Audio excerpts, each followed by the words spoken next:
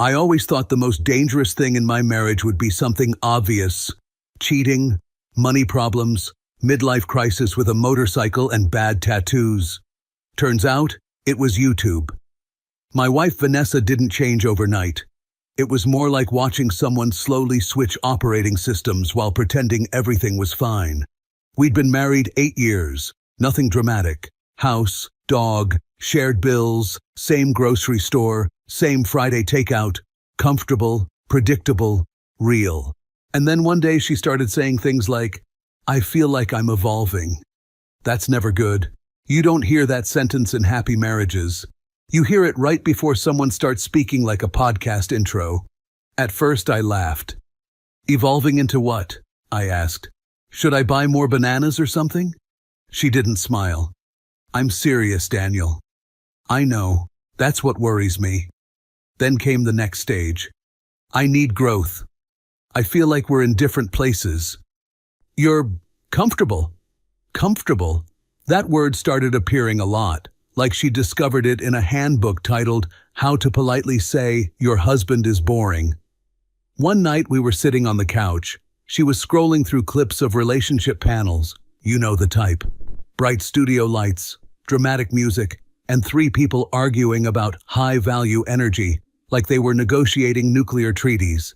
The woman on the screen said, "If you feel like you've outgrown your partner, it's not selfish to choose yourself." Vanessa nodded slowly. I looked at her. "That sounds expensive," I said. "What?" "Choosing yourself. Usually ends with 2 rents." She sighed. "You always joke." "I joke when strangers try to convince my wife I'm holding back her spiritual destiny." She muted the TV. "You don't take things seriously." "I take them seriously. I just don't take internet therapists seriously." That conversation ended the way most of them started to end, with her going quiet and me feeling like I just argued with a motivational poster. The real shift came a few weeks later. Her friend Kelsey came over. Kelsey always talked like she was narrating a documentary about her own life. Loud opinions, confident tone, zero accountability. I walked into the kitchen to grab water and heard Vanessa say, "He's not a bad guy, he's just stayed the same." I stopped. Kelsey asked, "So you feel like you outgrew him?" Vanessa laughed softly. "Yeah, I think I did." Clean, calm, no hesitation. Kelsey leaned forward. "Then why are you still with him?" Vanessa shrugged. "Because he's stable. For now." For now. I opened the fridge so they'd know I was there. The conversation died instantly. Kelsey turned around with a smile. "Hey, Daniel." "Hey," I said. "Didn't mean to interrupt my performance review." Vanessa shot me a warning look. I grabbed my water and left. No fight, no drama. But something changed. Not heartbreak. Clarity. After that, I started noticing things. More time on social media. More self-growth quotes. More posts about becoming the woman you were meant to be. One evening, she was on the phone in the bedroom. I walked in mid-sentence. "He's good," she said. "Just not inspiring." She saw me in the mirror and quickly turned away. "Hey," she said. "Just talking to Marissa. Tell Marissa I apologize for my lack of inspirational content." "Daniel?" "No, it's fine. Should I start doing TED Talks in the garage? How to unclog drains and still be emotionally available?" She shook her head. "You're twisting things." "No, I'm listening." Silence. She crossed her arms. "I just feel like I'm growing and you're staying." "Yeah," I said. "That's usually how stability works." She didn't respond. 3 days later, she came home looking excited. Actually excited. Something I hadn't seen in months. "Something interesting happened," she said. "I was at the table paying bills." "Did the dog finally apologize to the mailman?" She ignored that. "A producer contacted me." I looked up. "Producer?" "For a relationship show." That sentence landed like a glass hitting tile. "What kind of show?" "They talk about modern relationships, personal growth, compatibility. And they called you because—" She hesitated for half a second. They're doing an episode about women who feel like they've outgrown their husbands. There it was. No music, no warning. Just my marriage summarized into a TV topic. You said yes? I asked. I said I'm interested. I leaned back in the chair. So you want to go on television and explain how you're better than me? It's not like that. Then explain it in a way that doesn't sound exactly like that. She sighed. It's just a conversation. No, Vanessa. A conversation is between two people. This is between you, me, and a studio audience with popcorn. I wouldn't say anything bad. I actually laughed. You wouldn't? The topic is literally, I outgrew my husband. What's the nice version of that? She softened her tone. It's about honesty. Honesty usually starts at home, not under studio lighting. She didn't answer immediately. That told me everything. Her phone buzzed. She glanced down, a small smile.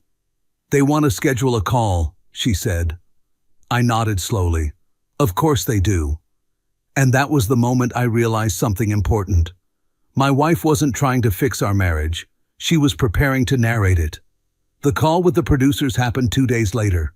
She took it in the bedroom with the door half closed, which is the universal sign for, I want privacy, but also want you to accidentally hear that I'm important now. I was in the kitchen pretending to clean the same already clean counter for about 10 minutes. Not because I wanted to spy, but because when your wife is auditioning your marriage for television, curiosity becomes a survival instinct. I heard pieces. Yes, we've been together 8 years. He's a good guy. I just feel like I've grown emotionally. Sometimes I feel more like his guide. Guide. That was new. Apparently I was now on a spiritual tour led by my own wife. She came out smiling. They loved my perspective, she said. I bet they did, I replied. Nothing sells like a calm dismantling of a marriage. You're being negative. I'm being realistic. They're not calling couples who say, we communicate well and respect each other. She sat down across from me. They want me on next week. That was fast. They think the topic resonates. I'm sure it does. Nothing brings people together like publicly ranking their spouse. She ignored that. It's just a conversation. I'll be respectful. You already said that. And I mean it. I nodded. Okay. That seemed to surprise her. Okay? She repeated. Yeah. Go. She studied my face. You're not upset? Oh, I'm definitely upset. I'm just also curious. About what? How far this goes? She didn't like that answer. Over the next few days, she started preparing. And when I say preparing, I mean rehearsing like she was about to defend a thesis titled, Why My Husband is Emotionally Underqualified. She wrote notes on her phone. She practiced lines in front of the mirror. She even asked me casual questions that were obviously research. Do you feel like you've grown in the last few years? She asked one evening. Physically? No. Emotionally? I now understand when people say they're tired of questions. That's not helpful. I'm not applying for the show. She sighed and typed something. Another night she was on speaker with Kelsey. I don't want to sound harsh, Vanessa said. Kelsey laughed. Just be honest. Honesty always lands. That's what I'm thinking. Like, I love him, but I've evolved. There was that word again. Evolved. Like she'd sprouted wings and I was still figuring out socks. Kelsey added, Say you feel like his mentor. That's strong. Mentor. Guide. Next step was probably life coach. Vanessa nodded. Yeah, sometimes I feel like I'm his mom. I leaned against the hallway wall and closed my eyes. You'd think hearing that would trigger rage. It didn't. It triggered something colder, like watching a storm roll in and realizing you're not going to run. You're just going to stand there and let it happen. That night she showed me her outfit options. Too formal? She asked, holding up a blazer. For telling millions of people you've outgrown me? No, that seems appropriate. Daniel. I'm kidding. Wear whatever makes you comfortable. She chose something sharp and confident. neutral tones, professional, the kind of outfit people wear when they're about to deliver opinions with authority. The morning of the show, she was buzzing with energy. "I'll text you when I'm there," she said. "Okay. You could watch, you know." "I might." She smiled like that was a victory. Before leaving, she paused. "I won't say anything hurtful." I nodded. "You keep saying that." "I mean it." She left. The house felt quiet in a way that wasn't peaceful, more like waiting. I didn't plan to watch live. I really didn't. I told myself I'd just check later. But around noon, curiosity won. I pulled up the stream on my laptop at work and put on headphones. The show started with bright music and exaggerated enthusiasm. "Today," the host announced, "we're talking about what happens when one partner grows and the other stays the same." Perfect. Vanessa walked on stage smiling, confident, relaxed, like she belonged there. I sat back in my chair. The host asked her first question. "So, Vanessa, what made you feel like you outgrew your husband?"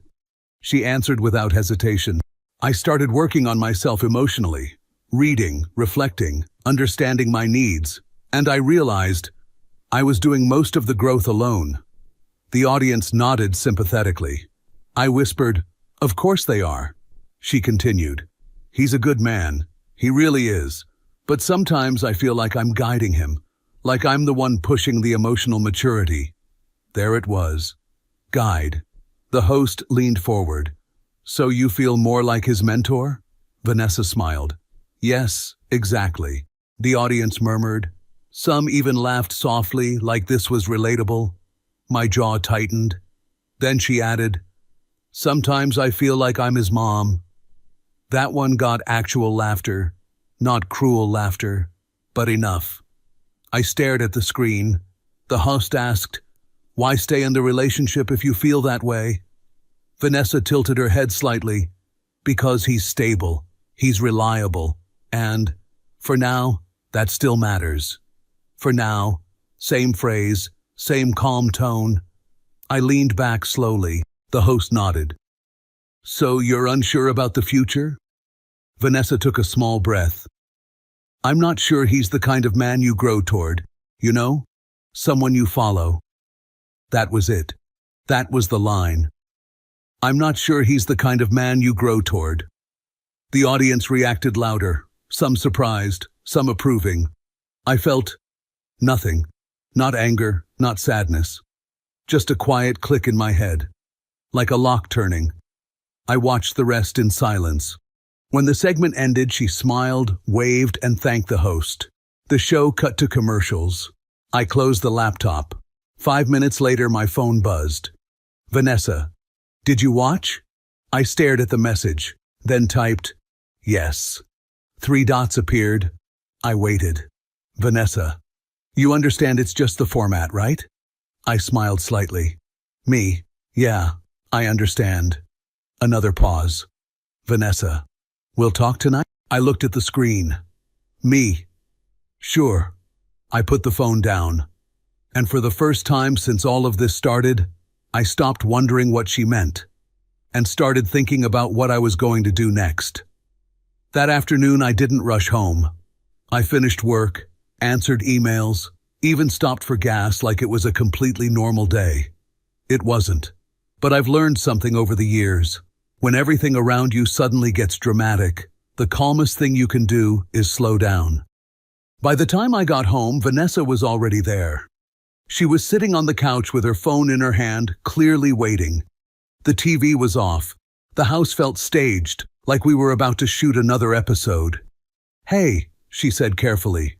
"Hey." I put my keys on the table and hung my jacket. No tension in my movements, no sighs, just routine. She watched me the entire time.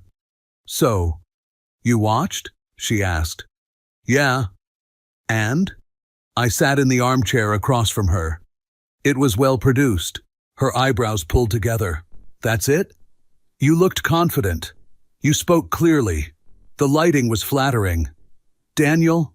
"What?" "I'm asking how you feel." I leaned back. You already told them. She blinked. What does that mean? You explained everything. You feel like my mentor, sometimes my mom. I'm stable, for now. I'm not someone you grow toward. She shifted uncomfortably.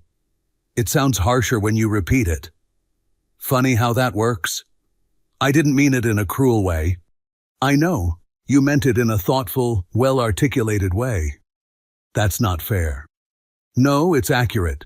She rubbed her temples. It's just a format. They ask pointed questions. And you gave pointed answers. Silence settled between us. She softened her tone. I wasn't trying to hurt you. I believe you. That seemed to relieve her slightly. But, I added, intent doesn't change impact. She looked down. I still love you. I know. You do? Yeah, she frowned. You're being very calm. I'm thinking. About what? I met her eyes. About what you said. She nodded slowly. And? And I think you were honest. Her shoulders relaxed a little more. She took that as agreement. I just needed you to hear it, she said. I did. And maybe this helps us grow. I almost smiled at that. Almost. Maybe, I said. We didn't argue. We didn't yell. We didn't cry. Which, ironically, probably worried her more than anything else. That night she went to bed early. I stayed up in the living room with my laptop. Not to rewatch the show. To think. People imagine revenge as something loud and emotional. Mine started quietly, with me opening a blank notes document. I wrote down 3 things. What she said publicly, what she said privately, what she might say next. Then I started checking. Vanessa wasn't careful. She wasn't hiding anything, because in her mind, she hadn't done anything wrong.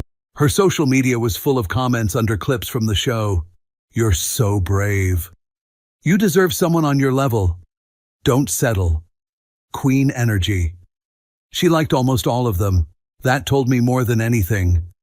The next morning she was cheerful, lighter, like she'd unburdened herself. People are responding really positively, she said over breakfast. I'm not surprised. I think it sparked an important conversation.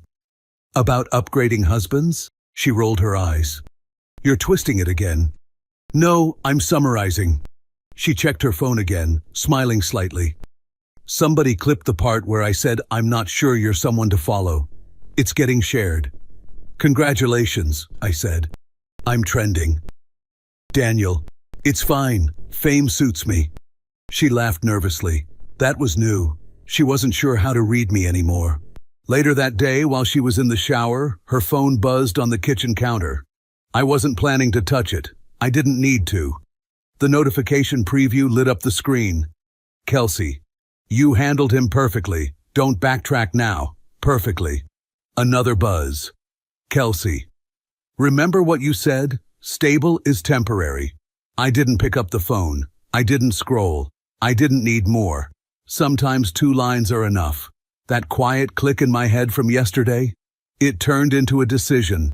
Not anger, not revenge, just direction. That evening, Vanessa said, the producer emailed again. I looked up. Already? They're thinking about doing a follow-up segment, maybe bringing partners in. I nodded slowly. That could be interesting, I said. She tilted her head. You'd do it? Maybe. Her eyes widened slightly. Really? Sure. Conversations are good, right? She smiled, relieved. See? This is healthy. I returned the smile. Yeah, I said. Very healthy. And for the first time since she went on that stage, I knew exactly how this was going to end. She looked relieved when I said I might do the follow-up. Not just relieved, encouraged. Like she'd expected resistance and instead got cooperation. In her mind, that meant progress, growth, healing, whatever word she was currently using. You don't have to, she said, but her tone suggested she really hoped I would. I know, I replied, but if we're having conversations publicly now, I might as well participate. She nodded. It could be good for us. Yeah, I said, for clarity. She didn't catch the nuance. That evening she was unusually warm, not affectionate, just lighter. Like a pressure valve had been released. She cooked dinner, something she hadn't done on a weekday in months, and told me about comments people were leaving. Some women said they relate, she said, that they feel like they're carrying emotional growth alone. I cut my chicken slowly. I'm sure they do. It's not about blaming you. I didn't say it was. It's about awareness. Of course. She nodded again, like that reassured her. Calm in her mind meant acceptance. Acceptance meant she was right. After dinner, she sat on the couch, scrolling through her phone. Every few minutes, she'd smile faintly. I didn't ask what she was reading. I didn't need to. Around 9, she said, "People keep asking if we're still together. And what are you telling them? That we are, that we're working on things." That sounds accurate. She seemed pleased with that answer. Later, when she went upstairs, I stayed in the living room again. Laptop open, quiet house, same blank notes file. I started adding more. Public statements, private conversations, timeline. Not like a detective, more like someone organizing thoughts before a meeting, because that's what this was becoming. A conversation. Just not the one she expected. The next morning, Vanessa left early for coffee with Kelsey. I knew because she announced it twice, which usually meant she wanted me to know she had somewhere important to be. "Don't wait for me for lunch," she said. "I won't." She paused at the door. "We're just talking." I assumed. After she left, the house felt quiet again. Not tense, just empty. I poured coffee and sat at the table, replaying the show in my head. Not emotionally, logically, the phrases, the tone, the audience reaction. Most people would focus on the humiliation. I focused on consistency. She wasn't improvising. She believed what she said. That mattered. Around noon, she texted, "Lunch with Kelsey ran long. She says you handled it better than she expected." I stared at the message. Me. Glad to exceed expectations. She responded with a smile emoji. That afternoon, she came home energized.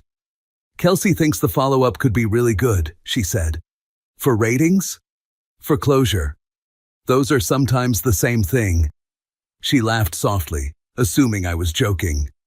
"They might ask you how you felt watching," she continued. "Just be honest." I plan to. "And don't feel like you need to defend yourself," she added quickly.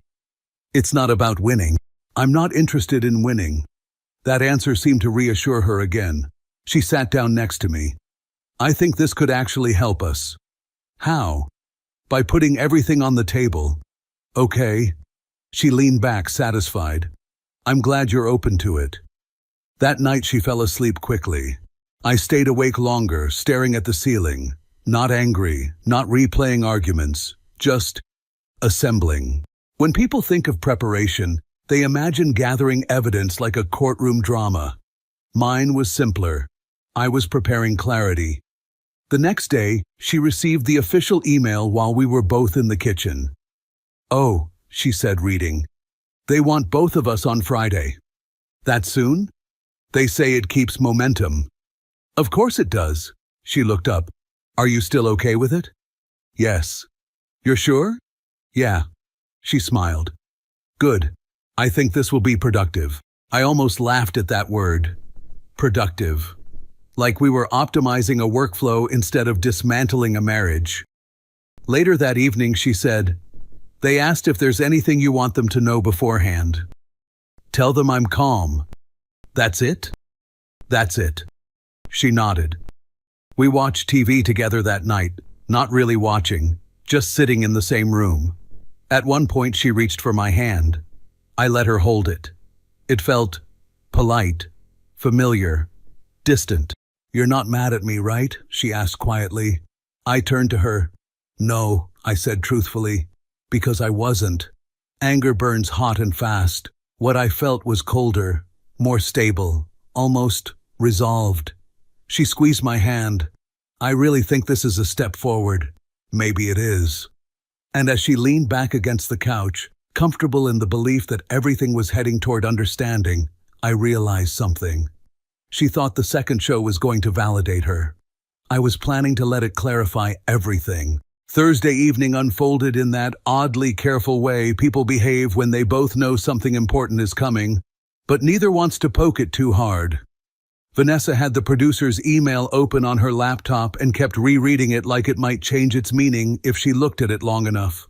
She scrolled slowly, lips pressed together, then scrolled back up, eyes moving across the same lines again.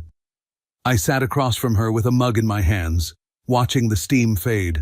"They want us there an hour early," she said finally without looking up. I nodded. She continued reading. "They're doing a short pre-interview, just to understand the tone, I guess. They said they want the conversation to focus on growth and communication, and where we go from here." She said that last part carefully, like she was testing how it sounded out loud. "That makes sense," I replied, keeping my voice neutral. She glanced at me, clearly trying to measure something in my face. "You don't seem nervous." "I don't see a reason to be." "I am," she admitted. "Not because of you, just because it's public again.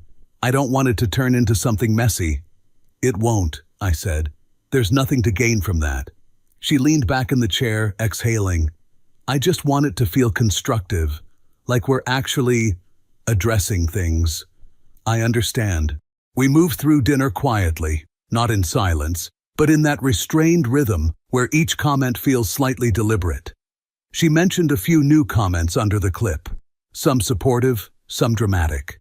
She read one aloud about choosing growth over comfort, then looked up to see how I'd react.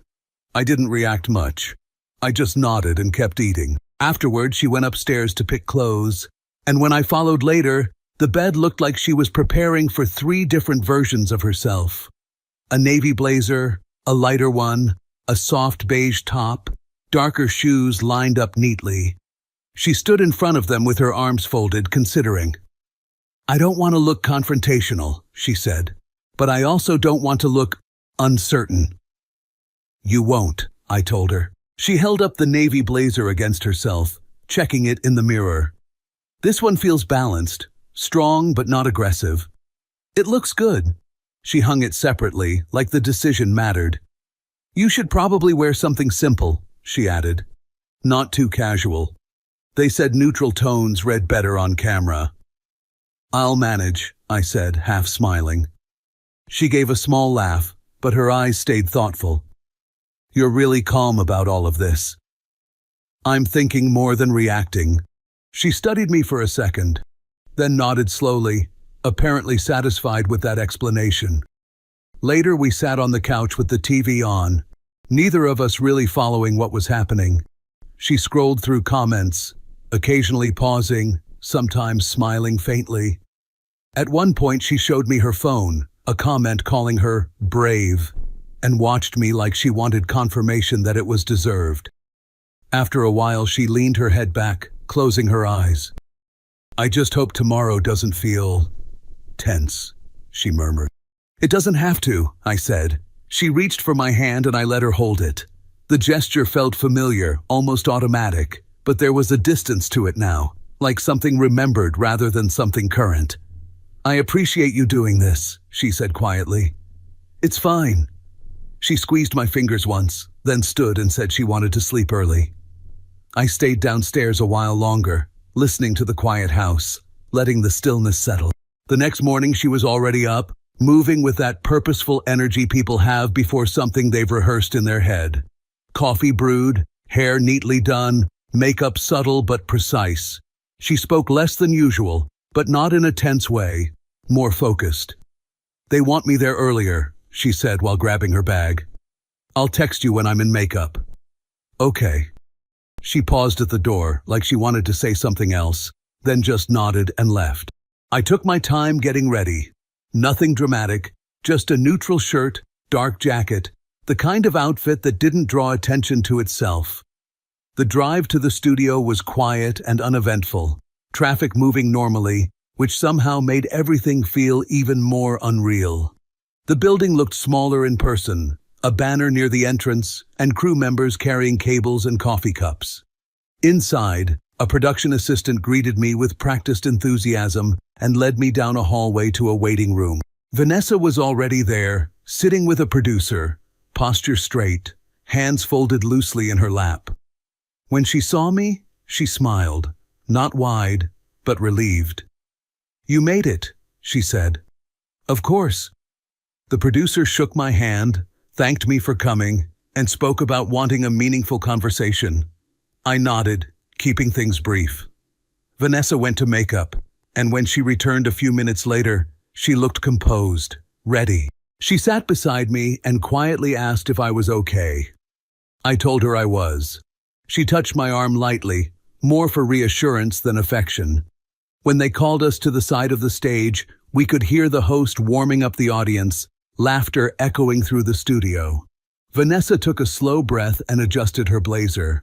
"I just want this to go smoothly," she said, almost to herself. "It will," I replied.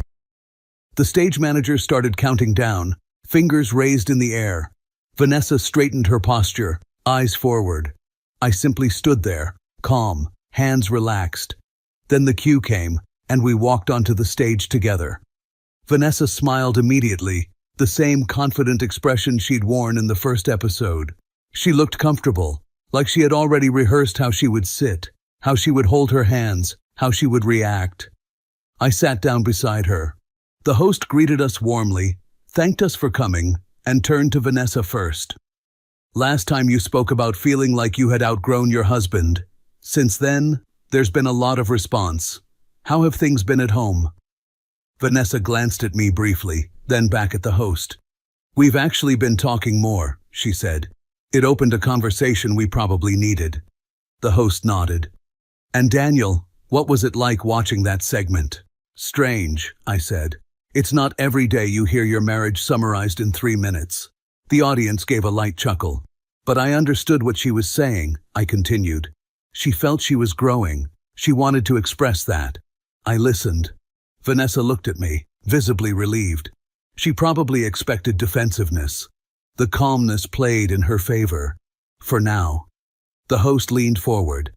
"Did anything she said surprise you?" I shrugged lightly. "The public part did. The content, not really."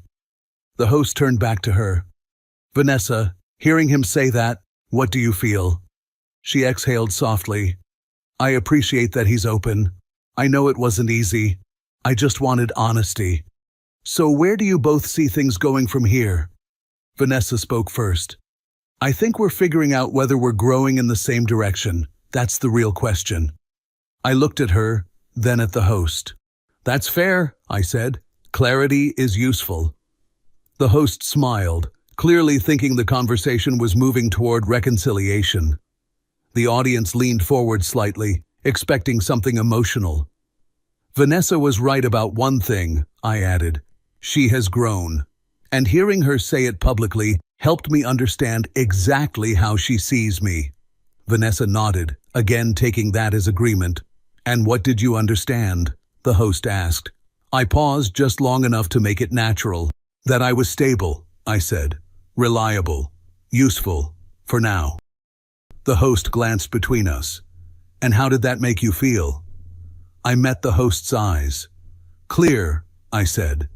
That single word hung for a second longer than expected. Vanessa's posture changed slightly. She wasn't smiling as easily now.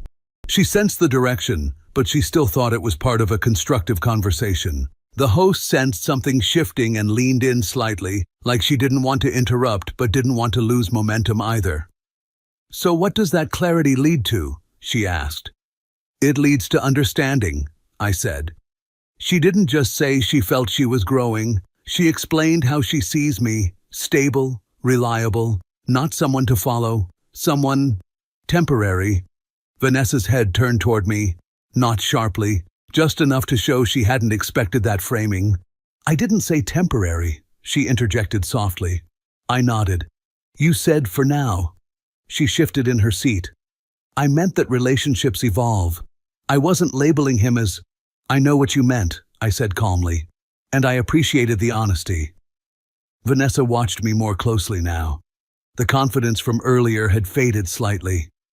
"And hearing that," the host continued, "what did you decide?" I took a breath.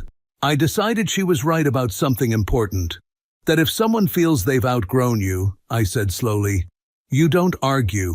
You don't try to convince them otherwise. You accept it. The audience grew quieter. Vanessa's eyes narrowed slightly, trying to read where this was going. I looked at her for a moment, then back at the host. And let him go, I added. Vanessa blinked, the first real break in her composure. Let them go? She repeated, her voice careful. She leaned forward slightly. I didn't say I wanted to leave. I know, I said. You said you weren't sure about the future. That's different. It is, but it points in the same direction. You're taking this too far. I thought we were moving toward understanding, not this. I leaned back slightly. You said you weren't sure I was the kind of man someone grows toward, I continued. You said you felt like my mentor, like my mom. You said I was stable, for now. I listened, and I think you deserve to grow without feeling held back. The host leaned forward slightly. Daniel, are you saying you're ending the relationship? I nodded once. I think she was right, I said. She has grown. And if she believes she's beyond me, I shouldn't ask her to stay. Vanessa looked at me, eyes wider now. I didn't say I was beyond you. You said you weren't sure I was someone to follow. That's not the same. It's close enough. She turned toward the host, searching for support. This isn't what I meant at all. I was talking about growth, not... I reached into the inside pocket of my jacket. The movement was small, but it changed the air in the room instantly. I pulled out a folded envelope and placed it on the table between us. Vanessa froze. Daniel, she whispered. I didn't come here to argue, I said. I came here to be clear. I slid the envelope slightly toward her. Those are the papers. The audience reacted, not loudly, but sharply, like a collective intake of breath. Vanessa didn't touch the envelope. She just stared at it. You're serious? She asked. Yes. I stood up. Thank you for having me, I said, calm, polite. Vanessa didn't stop me. She just sat there, holding the envelope, staring at the table. I walked off the stage without looking back. Behind me, the lights were still bright. The clip spread fast, but the real ending wasn't dramatic. Vanessa moved out 3 weeks later. No screaming, no last-minute confessions, just boxes, quiet conversations, and a strange politeness between two people who used to share everything. The divorce went through without a fight. We split things evenly, signed papers, shook hands, almost like colleagues finishing a project. The internet argued about the clip for a while. Some said I was cold, others said I was calm. Most of it faded within a month, replaced by the next viral story. I heard she stopped talking about outgrowing people. Her posts became quieter, more careful.